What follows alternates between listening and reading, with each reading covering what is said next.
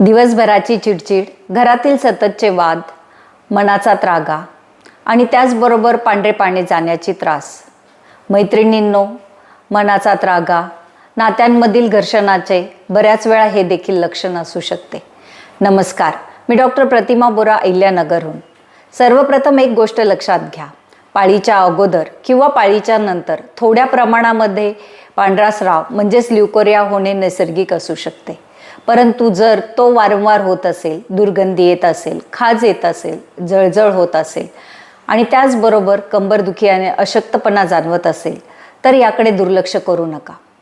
होमिओपॅथीमध्ये फक्त पांढरा स्राव म्हणजेच ल्युकोरियावरती उपचार केले जात नाही, तर तुमच्या मनाचा संघर्षही लक्षात घेतला जातो. लाजेमुळे उपचार उशिरा घेऊ नका. चला तर, निरोगी आयुष्याची गुरुकिल्ली होमिओपॅथी. धन्यवाद.